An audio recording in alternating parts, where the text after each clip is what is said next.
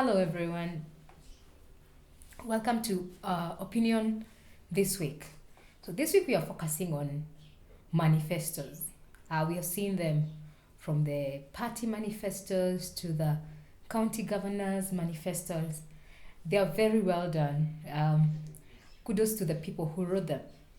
So, for our opinion, we're going to start with the party manifestos. NASA, Jubilee, and Third Way. Manifestos are very, very rosy. And when you regarding to children, when you look at them, they have included children, especially education. You know, this thing of secondary, free primary and secondary education. All the through manifestos have really highlighted that. But the sad thing, they have not said how they're going to do it. And we all know there's nothing for free. So how are they going to ensure that their promises are true? The Jubilee Manifesto has gone ahead to show their plan on free maternal and child health care. They have promised they're going to extend the Linda Mama program to cover the first year of the child's life, which is really good. It's going to reduce infant death, which is really, really good. But still the question is, how are we going to pay for this? How are we going to pay for the free, quote unquote, healthcare system? Our debt is very, very high already. It's way up there. Are we going to overburden Kenyans with more taxes? Are we going to borrow more so that we are leaving our children and grandchildren with debt? How are we going to pay for these free services? But something that all the manifestos did not mention is ending violence against children. The current data show that it costs the Kenya as a country 80 billion shillings annually to deal with violence against children. What I'm talking about is FGM, child marriages, abuse, physical abuse. For example, Childline Kenya, they came up with data. They receive 2,000 calls every day. Childline. They receive 2,000 calls. And you can imagine, these are the only children who are able to access a phone. 2,000 calls every day about abuse. 40% being neglect. Another 10% being on sexual abuse. Trafficking is up there. What is the government of Kenya going to do? What is the party's agenda, the different NASA, Jubilee, and Third Way? What are your plans to ensure that children are not being violated? The other thing that is very prominent is sanitation and water, which is really good. There's going to be increase in water supply, very rosy, very increased number of dams, very, very nice promises. Which I think is good. They're going to improve sanitation for children and hygiene for children, which kudos to NASA and Jubilee and Third Way. But how are we going to ensure that this water is in our schools at the household level? How are we going to deal with low-income residential areas like Kibera and Mukuru, where there's no water, there's no access to water? That's something that really didn't come out very strongly. Yeah, you talked about housing, but are we considering the millions of people living in informal settlements all over the country? But for more details, just follow our news that is going to come out shortly, or it's already uploaded. And we have talked more about the party manifestos. For this particular episode, I'm going to talk about counties. I've read a number of county manifestos. I've read the Homa Bay one, I've read Nairobi, I have read Machakos, I have read the Nyeri one, I've read Kisumu. And there are quite a number of things they have said. They have talked about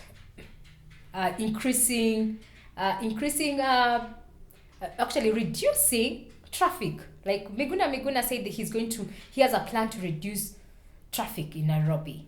He's talked about improved housing, increasing employment for the youth.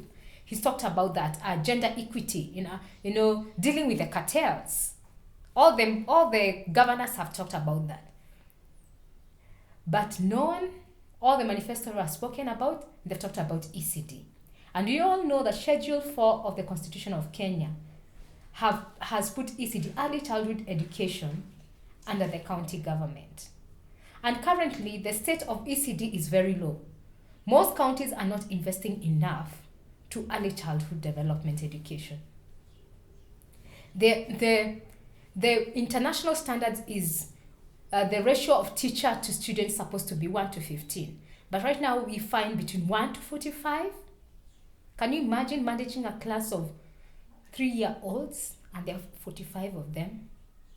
The amount of pressure on that person. They have also, they have said, for example, I'll talk about Miguna. Miguna have said about decongestion of Nairobi, but he's not talked about playgrounds for children, which is under county government. Children are forced to come to Uhuru Park to play. In Kakamega, they are forced to go to Masinde Moriro Park. In Nakuru, they're forced to go to Nyayo Park to go and play. That which is not supposed to be so. There's spatial development plans that are underway. But the manifestos have not said how they are going to make sure that the cities are sustainable, that there's the space to play. They have not talked about how they are going to deal with air pollution. An act has just been passed in Parliament about traffic and safety for children. And traffic and public transport is under the county government. But no one in all the manifestos apart from Miguna has spoken about child transport. In Nairobi, for example, 500 children are harmed every year on the roads of Nairobi. But you have not seen very clear promises or the ways, how we are going to deal with harming of children on their way to school or from school. The other thing is control of drugs and pornography, which is a county government function. In most informal settlements, you find their video dens. And a recent study by TDH and Ankan, Teredes Homes Netherlands and Ankan, show that those video dens have become a hub of pornography exposure for many children, where children go there to watch, movies, but they find it's pornography, and in the process they're involved in making pornography movies. But there's no, in all the manifestos I've read, there's nothing that has been said about controlling of pornography. And there's no, apart from Mombasa, who have touched on drug control because of the obvious challenges of drugs in Mombasa. How a county is going to deal with drugs? Our children as young as 9 years old are getting into drug use and drug trafficking. How are we going to deal with this? So bursaries are not a county government function. So what is the business of county government providing bursaries? My suggestion will be, let county governments take that money for bursaries and invest in ECD, which is their function. They invest that money on safer transport for children going to school. For example, walkways for children, putting signage on the road for children, especially around schools, having street marshals, road marshals for children so that they don't get knocked down as they're crossing roads. So county governments have to be very specific. They have to look what is their function. They don't have to do the national government functions because it's not their business. And then another very important function for counties is coordination. My question is, who is coordinating children's services at the county level. We all know that there are so many players and so many sectors that work for children at the county level. We have the National Council for Children's Services at the county level, which is the area advisory councils. We have the Department of Children's Services. We have Ministry of Education. We have Ministry of Health, who is coordinating to ensure the welfare of children at the county, from the county level to the ward level. Who is coordinating this function? Again, it has not come out in any of the manifestos. Yes, it's very good to put all these frowsy things that you are going to build this road, we are going to do this bridge, we are going to do this. But at the end of the day, if our children are not developing, we are not developing a nation. So county governments have to be very, very specific and go back to their priorities. You don't have to do national government functions to be seen you're doing something.